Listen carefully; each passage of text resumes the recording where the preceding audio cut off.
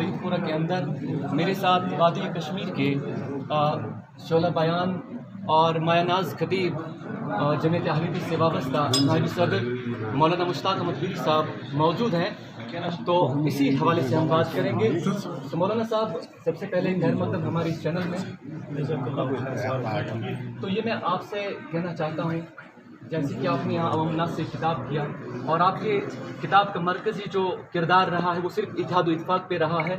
جہاں ایک طرف سے مناظرہ باری ہو رہی ہے مسجدوں میں، وہیں آپ نے اتحاد کی اور درس دیا ہے۔ کیا کہنا چاہیں گے صورتحال پر؟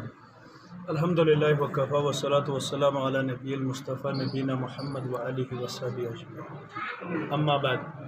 سب سے پہلے میں آپ کا مشکور و ممنون ہوں کہ آپ نے ایک برننگ ایشو پہ یہاں پہ بات چھیڑی۔ جہاں تک دین اسلام کا تعلق ہے، دین اسلام سراپا خوبیوں کا مجموعہ ہے، اور اسلام کی سب سے بڑی خوبی یہ ہے کہ اسلام کے ذریعے ان اشخاص کو ہم ایک کڑی میں اس وقت پروڑے ہوئے نظر اور پڑے ہوئے مضبوط اور مستحکم دیکھتے ہیں، جن افراد کی تاریخ قبل اسلام اس حد تک ہمیں نظر آ رہی ہیں کہ آج بھی پڑھنے والے دنگ رہ جاتے ہیں، تو وہ ایک دوسرے کے خون کے پیاسے نظر آ رہے تھے، ایک دوسرے کے قریب جانے میں وہ بہت زیادہ قاصر نظر آ رہے تھے، لیکن اسلام آنے کے بعد وہ اتنے قریب ہوئے کہ قرآن نے ان کی ایک تصویر جو پیش کی ہے وہ ان الفاظ مقدسہ میں پیش کی ہیں، وَيُسِرُونَ عَلَىٰ أَنفُسِهِمْ وَلَوْ كَانَ بِهِمْ خَصَاصَةٌ، اگرچہ وہ خود بھی محتاج مسائل میں گھیرے ہوئے نظر ہوتے ہیں، لیکن وہ ایک دوسرے کو اپنے ذات پہ ترجیح دینے والے بن گئے۔ مولانا صاحب، جو حالت بنے ہوئے ہیں جس سے ابھی انتشار پھیلا ہوا ہے اس مناظرہ بازی جو شروع ہونے کے بعد، تو اس وقت آپ علماء کرام جو مختلف مکاتب فکر سے تعلق رکھتے ہیں ان کے لیے کیا پیغام دینا چاہیں گے یہاں مسجد حنفیہ جامع مسجد سعید پورہ سے؟ جہاں تک اس بات کا تعلق ہے، اس مسئلے کا تعلق ہے، میں سمجھتا ہوں کہ اکثر مسلمان سطحی طور پر دین کہنے اور سننے تک محدود نظر آ رہے، دین کا جو روح ہے اس سے مجھے اکثر مسلمان بعید نظر آ رہے ہیں۔ اس وقت اسلامی روح کی طرف لوگوں کو لانے کی ضرورت ہے، اور ان چیزوں سے مسلمانوں کو ہمیشہ اس جماعت نے نہ صرف دور رکھنے کی سعی جاری و ساری رکھی، بلکہ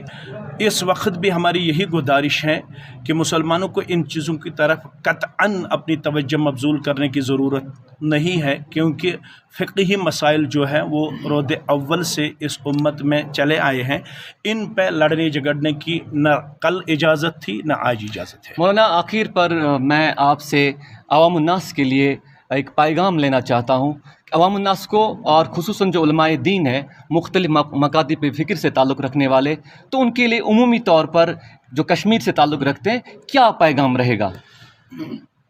ہر سوسائٹی دو طبقات پر مشتمل ہوتی ہے، ایک خواص ایک عوام۔ میری خواص سے بھی گزارش ہے کہ سبھی جو اسلامی جماعت کے قداور علماء اور شخصیات پائے جاتے ہیں ان کو سامنے آنے کی ضرورت ہے،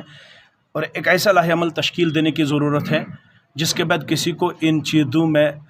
لڑنے جھگڑنے کی نہ اجازت ہوگی، نہ کسی کو اس میں مداخلت کرنے کی اجازت دی جائے، اور عوام کو حساس رہنے کی ضرورت ہے، کیونکہ آپ لوگ دیکھتے ہیں کہ اس وقت مسلمانوں کی صورت میں ایسے لوگ ہماری مسجدوں میں گھس جاتے ہیں جو مسلمانوں کا شیرادہ بخیرنے میں کوئی کسر باقی نہیں رکھتے ہیں، ان سے بچنے کی ضرورت ہے، اور اصلاحی پروگرام عام کرنے کی ضرورت ہے، اسی پہ اپنی توجہ مبذول کرنے کی ضرورت ہے، اور فقہی مسائل میں اپنی پوٹینشل اور اپنی صلاحیت کھو بیٹھنے کی قطعاً اجازت نہیں ہے۔ ناظرین کرام، یہ تھے ہمارے ساتھ وادی کشمیر کے شعلہ بیان خطیب و مقرر مولانا مشتاق احمد بیری صاحب، جنہوں نے اتحاد و اتفاق کے حوالے سے واضح انداز میں یہاں جامع مسجد حنفیہ جامع مسجد سعید پورہ سے عوام الناس کے لیے پیغام دیا ہے، اور ہم امید کرتے ہیں کہ یہ جو پیغام جو یہاں سے چلا گیا ہے وہ عوام الناس تک پہنچے، اور جو حالات اس وقت بنے ہوئے ہیں مناظرہ بازی کا اور جو مسئلے کی منافرت کا، وہ جلد سے جلد ختم ہو جائے۔ تو یہی امید کریں گے، اور انشاءاللہ تعالی وہ دن دور نہیں ہوگا جب ہم جو کشمیر میں جیسا حالات تھے اس سے پہلے ہم ایک دوسرے کو برداشت کرتے ہیں، تو ایسا ہی پھر سے ہو۔ فی امان اللہ۔ جزاک اللہ۔